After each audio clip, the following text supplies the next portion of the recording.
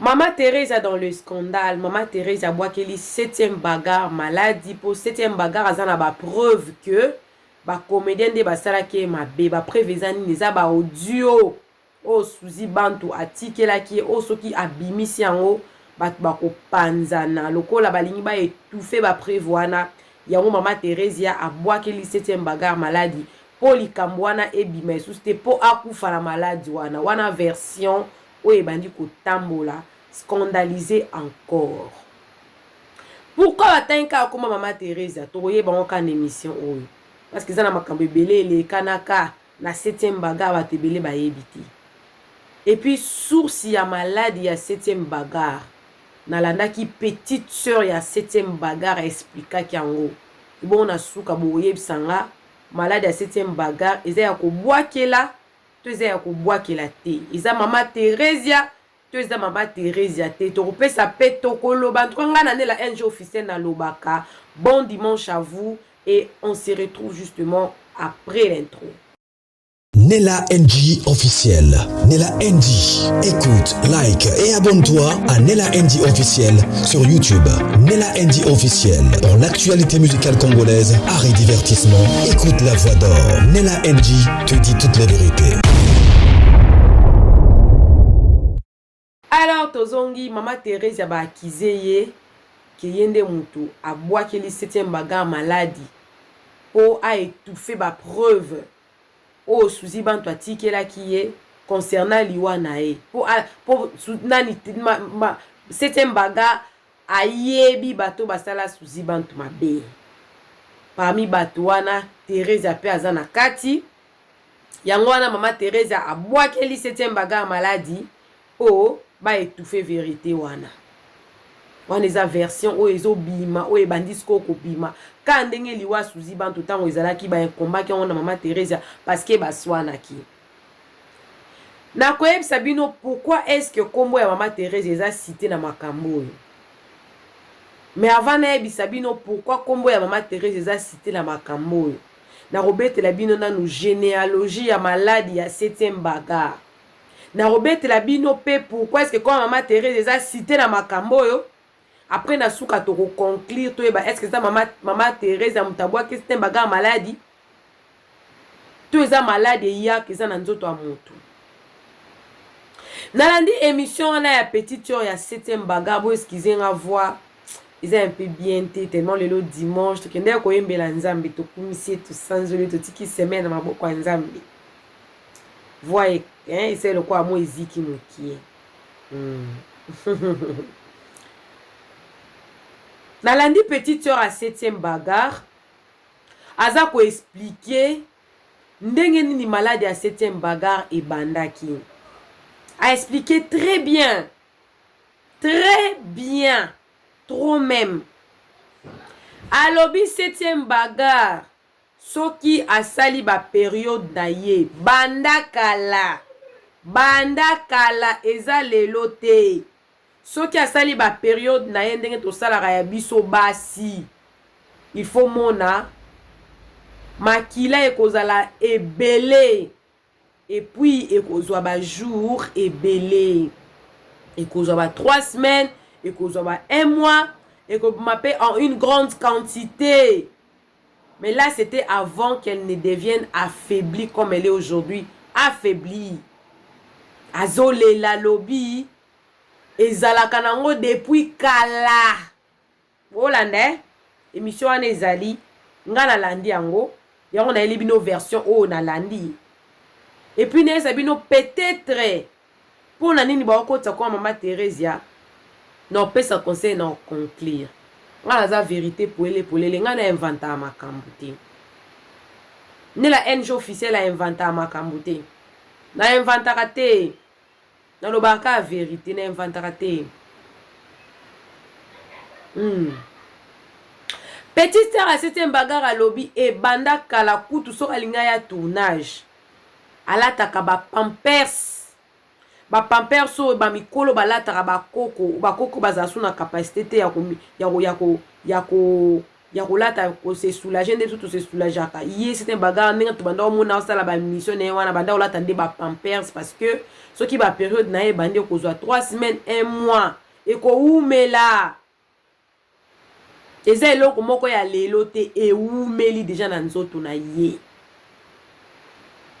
e umeli eza eloko akala parce qu'on a niveau o ekomeli ezalaki liboso et bimi 2 semaines 3 semaines et s'arrêter après muke tango ekoya na sanza mususu nde koya lisusu ebele lisusu bongo ekofana mais tout oyo ezokata te ezobima kaka bino mobebika biso basi toki kuna ezobima c'est normal il faut lemba nzoto parce que le sang c'est pas de l'eau makila eza mai te mutu avivaka po tovivre boye tovivre po toza na makila na nzoto yango tozovivre po toza na makila na nzoto yango tozovivre ezosarete lisusu te eye makasi eye na ndenga mabe yango bakotisaki na hôpital bazoluka bayeba cause nango eza nini mais faute de moyens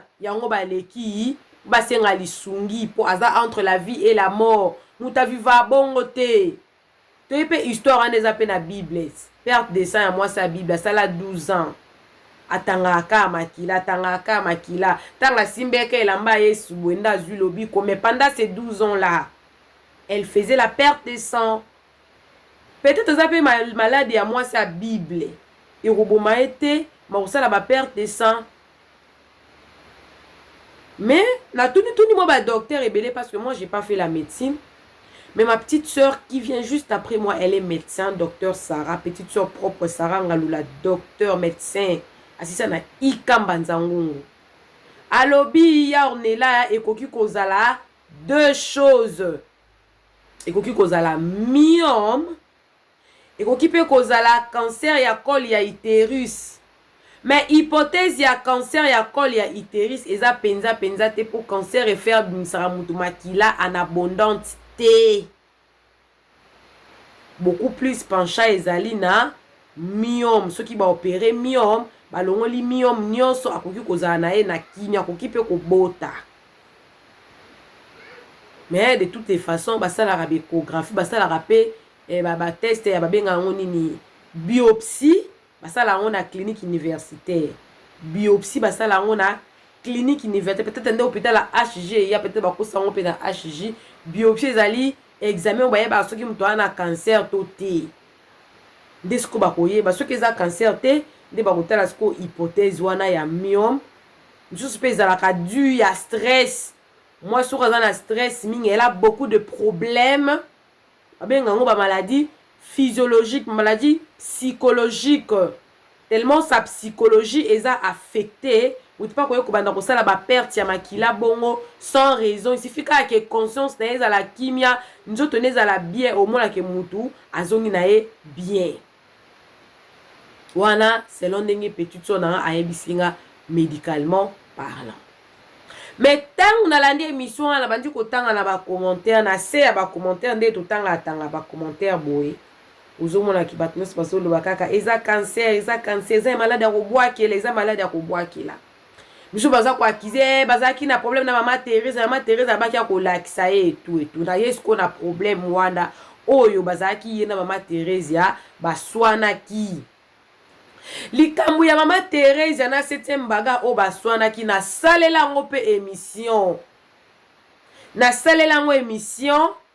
parce que ibutu na mama epela bazalaki inclus na kati ya makambo wana ezalaki na période oyo ya nièce mama Thérèse ayaki kobima na réseaux sociaux po abimisa makambo ebele ya mama Thérèse ki azandoki aza boye ezalaki makambo ezalaki ya famille ya mama Thérèse nde c'était mbaga ba période wana bande koleka na ba émission mwa mingi alekaki na émission ande ko moko batuna ki question par rapport à makambo wana c'était mbaga apesaki avis na ye par rapport à makambo wana le kola mama Thérèse azaki déjà na kanda parce que ba période osuzi bantu ote ko kufa septième bagarre salaki be mission ebele pour la kolobela non alobela ki mama Teresa directement te malobaki makambu oyo Suzia banda koyebisa ye na ba vocal oyo Suzia tikelaki ye quelques jours avant akufa que liwa ya Suzi bantu bato banda koloba keza assimilé na mutu songolo pakala alors que président Elombe alobaki yango clairement que Suzi bantu banda ko bela depuis 1994 maladie ya poumon na ye kutazalaki na chance awumelaki mingi mais lokola biso na Congo muta kufaka na maladie te foka ba bwakele foka ba boma foka ba empoisonné ezalaki assimilé bon mais président Elombe mo muta lobaki cause ya liwa ya Suzi bantu depuis les années 1994 nde azwa problème wana ya ba poumon na ye awumeli kutu abiki ba traiter yango tina ndenge nzamba yaki ko benga ye. Mais septième bagarre alobaki azana ba audio oyo Suzi bantu atikeli ye oyo kisoka bimisi yango internet ekozika bato bakozika bato bakobebana bato bakopanzana, il y avait tout un tas de problèmes sur ça.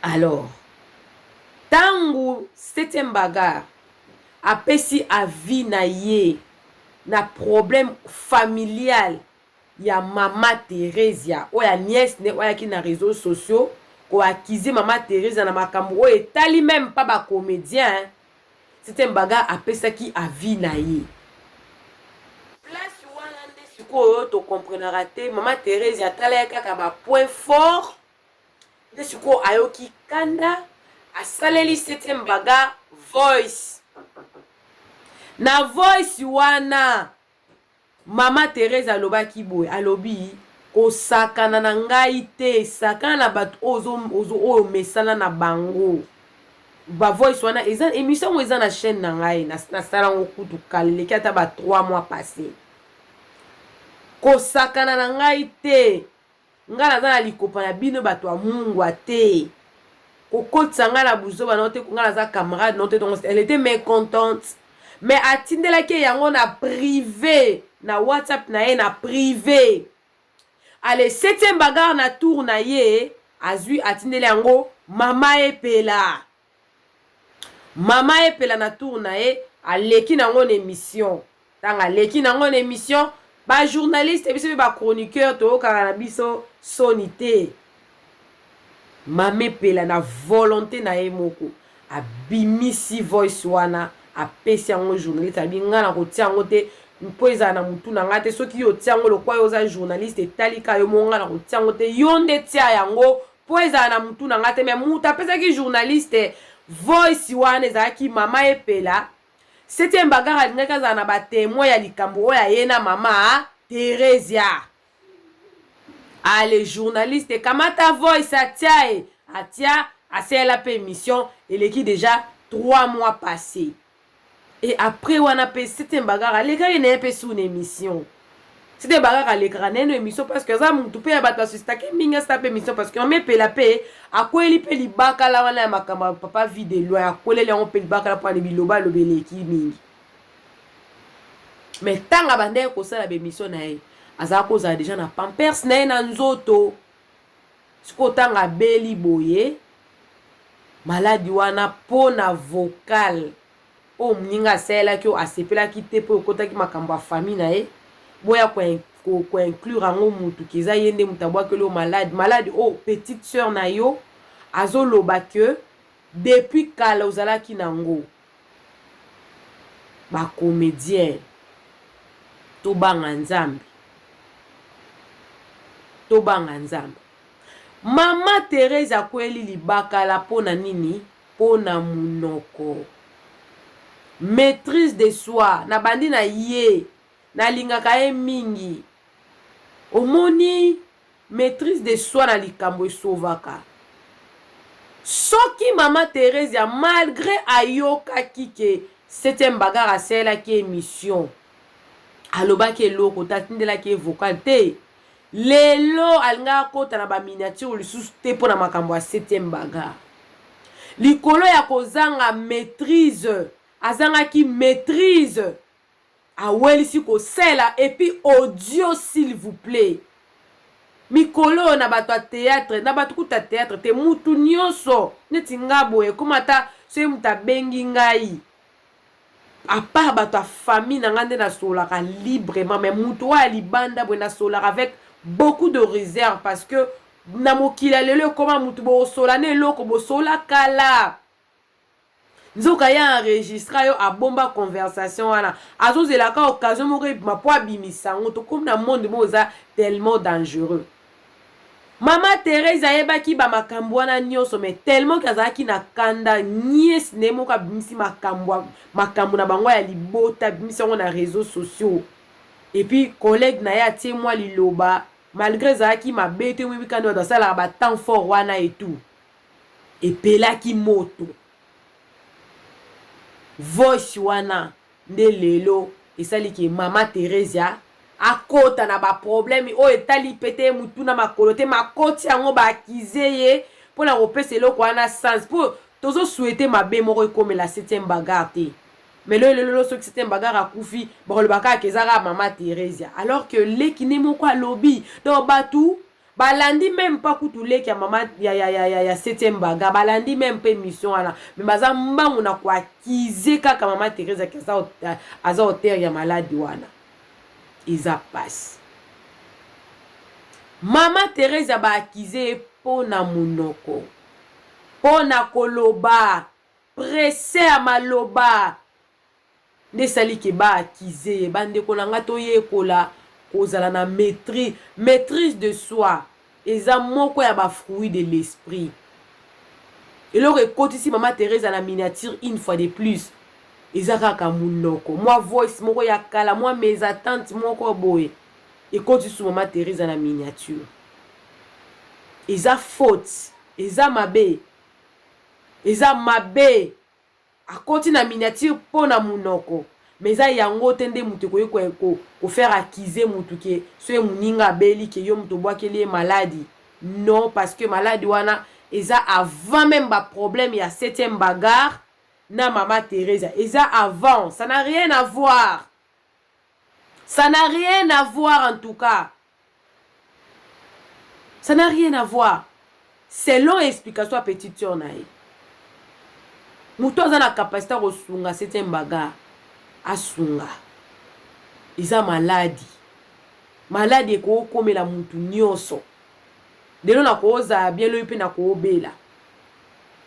Malade komela ka mutu nyonso ba monsieur yaka ya grave monsieur pe yaka nango ya grave te mais nyonso ezaka ka maladie surtout na biso basi ceux qui malade bandi ko développer tellement que appareil na biso ezaka na kati po ba découvrir yango ezalaka mwa passe yango basenga toujours po na biso basi ata mwa inane soko zo ka lonzo to bien mais ata mwa inane ok ba checker yo nzoto po biso to bombaka mingi malade mingi na kati mais ça malade ya basi ko za pe endométrie bien en endométrie.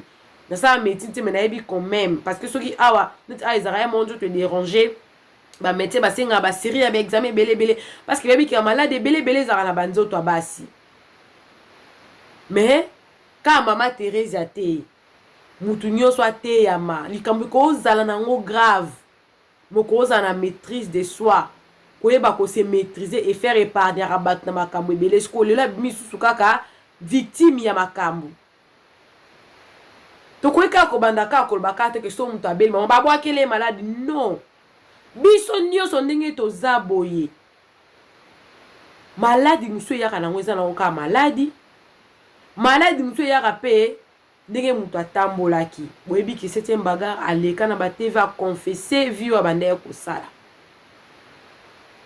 nzamba limbisaka les conséquences ya masumu mutu apiraka ngo na lobi te que ça conséquence ya masumu mais na lobi que malade monsieur yaka po eza na malade eza nature muna mutana histoire na aza na biographie na on nzamba trasaka po na vie na mususu pe yaka po na conséquence ya eloko moko boye mususu pe yaka po ba pe mokili pe ba tali pe misu mabe ba bwakeli pe yango mais botika Mama Thérèse na makambo yo botika na makambo noko na emo onde sali ki akota nango maza mutu aperdaki contrôle asa mutu aperdaki contrôle pour nga na lo baka ki ama kilande ya libata. Donc maman Thérèse yo pe faut ça la très attention. Oza makila libata. Soko bébé na mutu surtout soko na réseaux sociaux, so likambo ekomeli mutu wana ezozalaka komboloka ezozalaka cité na kati. Mabe makasi makila libata ka yo nde bazo pointer du doigt. Mabe. Matando profiter na ba faiblesse na o po ba kotsa ko na makambu oko faire attirer miso abatu mtu sana peut-être innocent na makambu mais miso bato ko tala yo. Ata mtu atambola ki mabe ateza maladi ya nzambe mais miso ko tala kaka yo kaka po yonde mtu sona kinda mtu ana eye na réseaux sociaux ete ape 7e bagarre na mama epela kuta zo azada akuna da na kati déjà azada na parquet na moi sa vie de loin pour afinga ki ndumba munoko na biso oyo. Il faut toujours prudent tant to sala ba analyse surtout ya makambo batu kotiaka ba si lelo peka mundo kwa matériel ndestali keto tiesu na ba miniature na makambo suka ya 7e bagarre na bi ke nzamba ko pe ya 7e bagarre a obika metanga obika asa pe no pe sous ba émission te ba voice ngo a effacer ta téléphone na a effacer ngata na téléphone na ye alongola ngo afanda kimia a servir nzambe lokola prometteur batuke ya tiki mabe ako servir nzambe na a se concentrer na vie na ye ya ye moko akoya komema nkolo ya makambo yebi peut-être pe malade ngo zaki nango peka bongo batu so bazara régler na pe 3 semaines si tu so banda ko zo batonga pona okanga kobote ezala moko bongo ba témoignage ya ka bongo mingi batonga wana basi bazwa pona soit ekangi ba règle soit bimisa ko ebele soit mais mutu moko a profiter kana eloko wana poka kaluka asala yo mabe docteur alobake eza pona eloko tel nde sali oboye na vivoka to e bandenge nini toko tambola toko mibatela nini tokoloba te pona komi batela parce que mokili oyo eza ya bisote. Coucou à tous les Nela Chou, les Nela Cœur, les Nela Love et bienvenue à tous mes nouveaux abonnés, c'est-à-dire que tu es nouveau sur ma chaîne. N'hésite pas de t'abonner, cliquez la cloche de notification, aimez la vidéo, commentez et surtout partagez la vidéo. Quant à vous les Nela Chou, je vous aime beaucoup, je porte mon cœur. On se retrouve prochainement dans une nouvelle émission. Bon début de la semaine, que Dieu vous bénisse. Bye! Nela NG officiel. Nela NG. Écoute, like et abonne-toi à Nela NG officiel sur YouTube. Nela NG officiel. Pour l'actualité musicale congolaise, art et divertissement, écoute la voix d'or. Nela NG te dit toutes les vérités.